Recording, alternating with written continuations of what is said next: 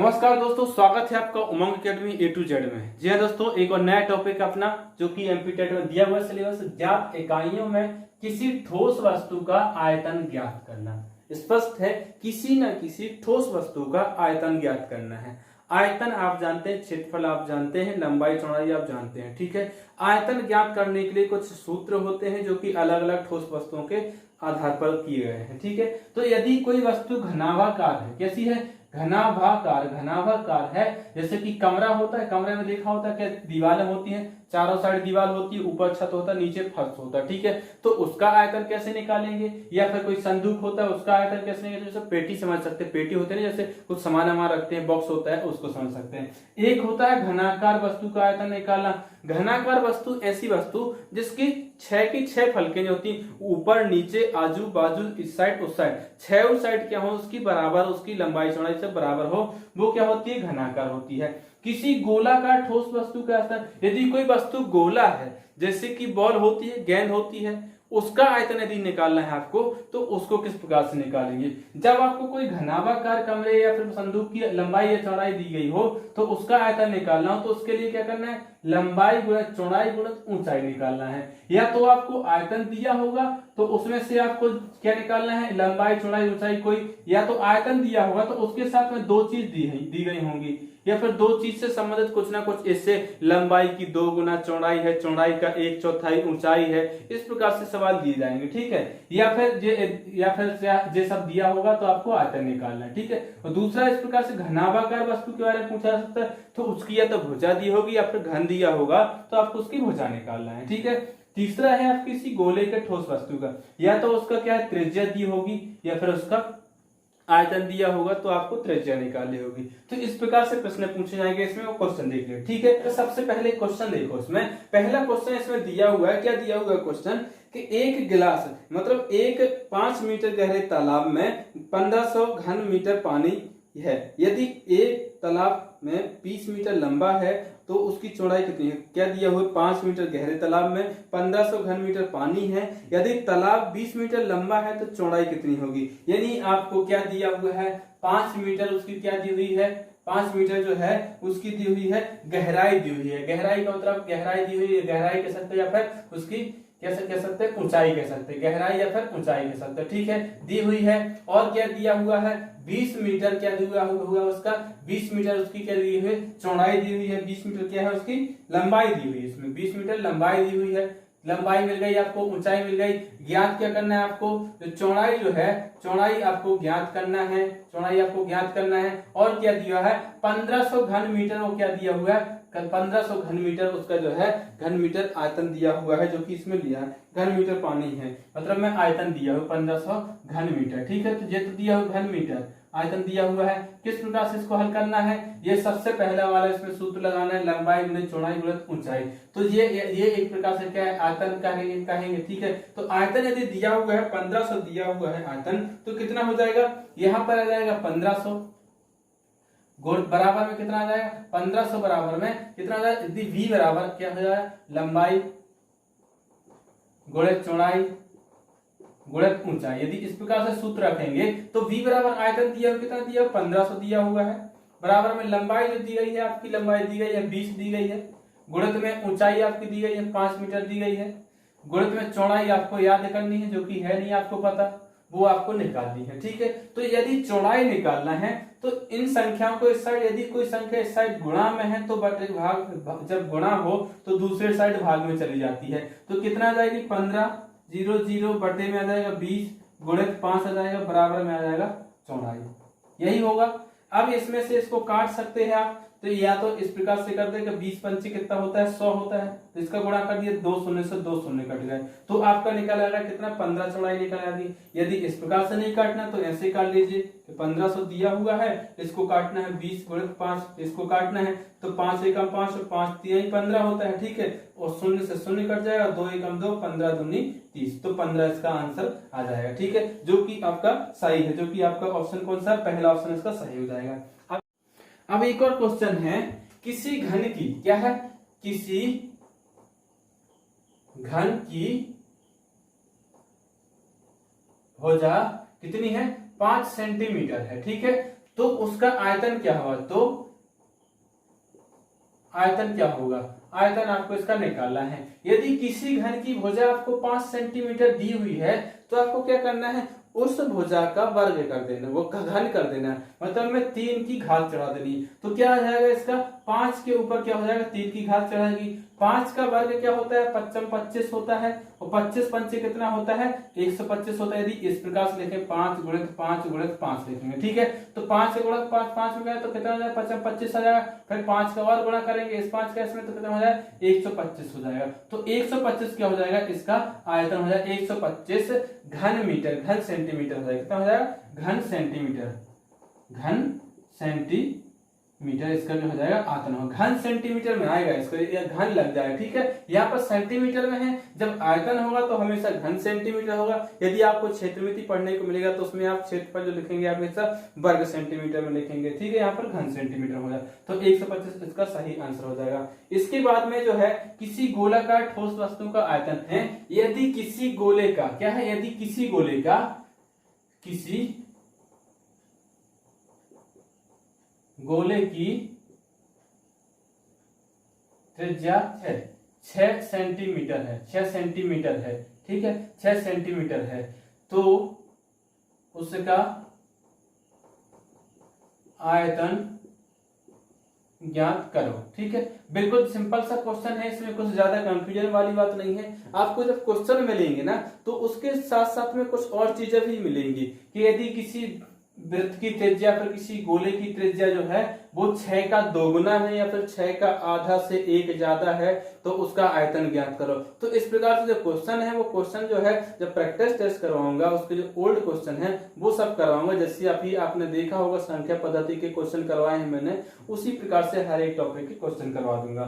तो वहां से आपको हर एक प्रकार के क्वेश्चन मिल जाएंगे, किस प्रकार से पूछे जाएंगे। यदि 6 सेंटीमीटर इसकी क्या है त्रिज्या है तो सूत्र लगाएंगे, क्या लगाएंगे, 4/3 गुणित पाई आर का क्यूब, ये सूत्र होता है। तो आर बराबर क्या होता है, आर बराबर जो होता है त्रिज्या होता है, आर बराबर त्रिज्या होता है, ठीक है। तो 4/3 गुणित पाई का मान यदि रखेंगे तो रख दीजिए, नहीं रखना है तो नहीं भी रखिए, ऑप्शन के ऊपर डिपेंड करता है। यदि ऑप्शन में पाई दिया हुआ है तो पाई को मत डिवाइड कीजिए, उसमें टाइम वेस्ट हो जाएगा, तो यहाँ पर पाई रहने दीजिए। इसके बाद गुणित में कर दीजिए, कितना करना है, 6 गुणित 6 गुणित 6 कर दीजिए, ठीक है। तो इतना हो जाएगा। अब 3 एकम 3 और 3 दूनी 6, ठीक है, इतना हो जाएगा। 4 दूनी कितना हो जाएगा, 8 हो जाएगा, 8 पाई हो जाएगा और यहाँ पर गुणित हो जाएगा 6 गुणित 6 बराबर 36। तो 36 कितना हो जाएगा, 8 पाई गुणित 36 हो जाएगा। अब 8 छंग 48, 8 छंग 48, हाँ सब क्या आएंगे 4 और 8 3 24, 25 26 27 28, तो कितना हो जाएगा 28, 288 पाई जो होगा वो क्या हो जाएगा, आयतन आ जाएगा।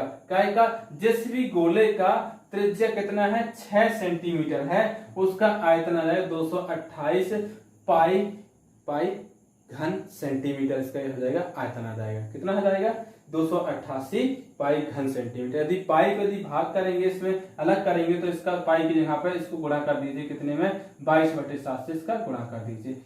यहाँ पर 2-3 क्वेश्चन दे रहा हूँ मैं आपको, 2-3 और क्वेश्चन जो कि परीक्षा में पूछे गए हैं इसी पर आधारित, इसी टॉपिक पर, ठीक है। दिए गए घनाभ के सभी किनारों की लंबाई होगी, लंबाई सेंटीमीटर में होगी, ठीक है। यदि जो क्या है 2011 पूछा जा चुका है CGTRT में, तो ये घनाभ दिया हुआ है, आप सब जानते हैं घनाभ जो होता है उसकी तीनों जो उसकी 4 जो होती हैं उसकी चौड़ाई होती है, 4 उसकी ऊंचाई होती है, 4 उसकी क्या होती है लंबाई होती है, ठीक है। यहाँ पर लंबाई की बात करें तो ये लंबाई जो है 10 सेंटीमीटर आपको दी हुई है, सेंटीमीटर दिया है 10 सेंटीमीटर दी हुई है, इसकी भी 10 सेंटीमीटर होगी, इसकी भी 10 सेंटीमीटर होगी, इसकी भी 10 सेंटीमीटर होगी। इसके 2 तरीके होते हैं, या तो आप इन सबको कितना कर दो 10 करो प्लस 3 करो और प्लस में कितना करो 6 करो, इन सबको गुणा जोड़ने के बाद में 4 से गुणा कर दो, क्योंकि हर एक चीज 4 में होती है, मतलब 4 लंबाई होगी, 4 ऊंचाई होगी और 4 क्या होगी ऊंचाई होगी, 4 लंबाई होगी, 4 गहराई होगी, ठीक है। तो हर एक चीज होगी 4 होगी, 3 चीज होंगी। जे क्या है, जे क्या हो जाएगी, इसकी जे ऊंचाई हो जाएगी, ठीक है। जे इसकी क्या हो जाएगी, इसकी चौड़ाई हो जाएगी। तो ऊंचाई कितनी है 6 है तो 6 लिख दिया,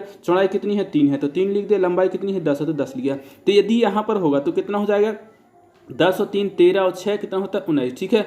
19 का गुणा कर दीजिए 4 में, तो 19 का गुणा करेंगे 4 में, तो 19 का गुणा 4 में करेंगे तो कितना आ जाएगा 9 चौके 36 की 6 हासिल की आएगी 3, ठीक है, और 4 और 3 7, 76 इसका आंसर आ जाएगा, जो कि चौथा ऑप्शन सही है। दूसरा तरीका ये होता है, यदि आपको ये इतना तामझाम नहीं करना तो बिल्कुल बेसिक सा तरीका है कि 10 होता है, 10 इसकी लंबाई है, तो 10 मतलब 4 लंबाई है, तो 10 चौके कितना हो जाएगा 40 हो जाएगा, ठीक है। इसके बाद में आपको 6 याद रखना, 6 क्या ऊंचाई है, तो 6 चौके 24, 24 जो हो जाएगा वो आपका क्या हो जाएगा 24 आपकी हो जाएगी। इसमें जो इसकी ऊंचाई है वो 6 है, तो 6 चौके 24 मतलब 4 ऊंचाई है, एक जे है और साथ ही साथ में 2 इधर साइड हो जाएगा, एक जे हो जाएगी और एक जे हो जाएगी, जो 4 ऊंचाई हो जाएगी, 6 चौके 24 हो जाएगा। और 3 जो होगा 3 इसकी चौड़ाई हो जाएगी, 4 इसकी चौड़ाई हो जाएगी, तो मतलब 3 चौड़ाई है तो 4 होंगी इसकी भुजाएं, ठीक है, 1 2 और 3 और 4, 4 इसकी चौड़ाई हो जाएंगी, तो कितना हो जाएगा 3 चौके 12 हो जाएगा, ठीक है, 12 हो जाएगा।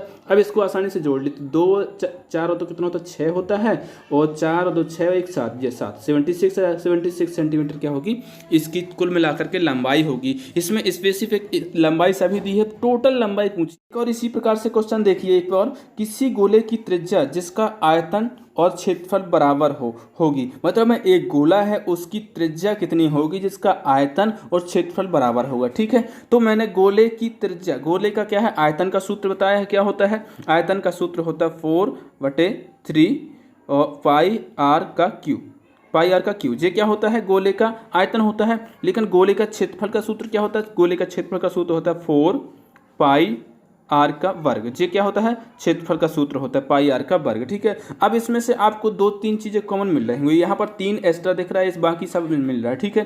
तो यहाँ पर आपको क्या करना है कि यहाँ पर आप इसको एक काम कीजिए, एक साइड आर ले आइए, एक साइड बाकी का सब ले जाइए। तो यदि आप यहाँ पर क्या करेंगे, यहाँ पर R3 है, ये R3 को R2 को इस साइड लेके आएंगे तो कितना हो जाएगा R3 बटे में R2 हो जाएगा, बराबर में इस प्रकार से हो जाएगा। तो कितना है 4 पाई है, यहाँ पर क्या हो जाएगा, यहाँ पर कितना हो जाएगा, यहाँ पर हो जाएगा आपका 4 पाई नीचे हो जाएगा, 4 पाई नीचे हो जाएगा, ठीक है। और ये यहाँ पर 3 है, कितना 3 है, तो ये 3 का क्या यहाँ पर गुणा हो जाएगा, यहाँ पर गुणा हो जाएगा 3 का, ठीक है। तो 4 पाई से 4 पाई कट जाएगा, 4 पाई से 4 पाई कट जाएगा, और एक यहाँ पर आर का वर्ग है, या यहाँ पर आर का क्यू है, तो 2 आर में से एक 2 आर चले जाएंगे 3 आर में से, तो यहाँ पर कितना बचेगा आर बचेगा।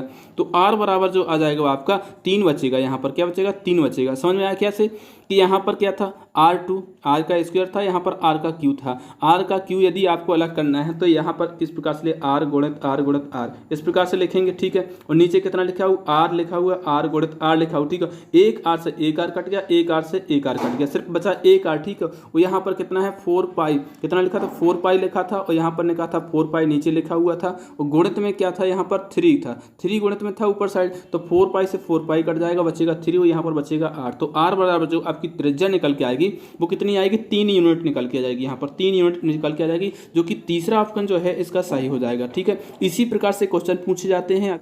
इसी प्रकार से एक और क्वेश्चन देखिए, 60 मीटर गुणित 40 मीटर गुणित 30 मीटर माप का एक घनाभाकार गोदाम है, इस गोदाम में कितने घनाभाकार बक्से रखे जा सकते हैं यदि एक बक्से का आयतन 0.8 घन मीटर है, 0.8 घन मीटर, ठीक है। तो आयतन निकाल, जब आपको घनाभ का आयतन निकालना हो तो क्या करना होता है, सभी को क्या करना है गुणा कर देना है। तो आप गुणा करेंगे तो कितना करेंगे 60 गुणित 40 गुणित 30, जे इसका आयतन हो जाएगा, ठीक है, टोटल आयतन हो जाएगा।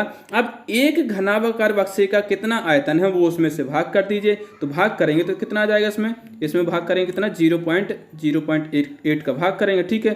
तो यदि इसका दशमलव हटाना है, आपको इसका दशमलव हटाना है तो आपको क्या करना पड़ेगा, ऊपर साइड शून्य लगा दीजिए, ठीक है, यहाँ पर शून्य लगा दिया, ठीक है। तो यहाँ 300 बन गया, यहाँ पर क्या हो जाएगा 8 हो जाएगा। अब 8 का आपको भाग कर, तो 8 एकम 8 और 8 पंचे होता है 40 होता है, ठीक है। यहाँ पर 5 बचा, अब 6 पंचे 30 हो गया, यहाँ पर 6 60 गुणित कितना करेंगे 60 गुणित 5 करें तो 6 पंचे 30 हो जाएगा, ठीक है।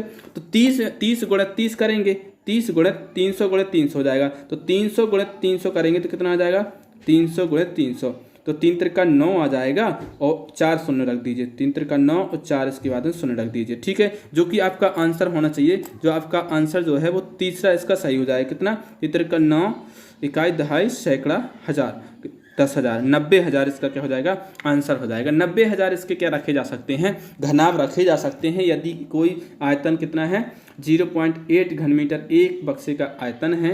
तो इसमें जो भी लंबाई दी हुई 60 मीटर, 40 मीटर, 30 मीटर, इस माप के आकार के घनाभ में कुल मिलाकर के 8 घन मीटर का आयतन जो है कुछ रखे जा सकते हैं, 90,000 रखे जा सकते हैं।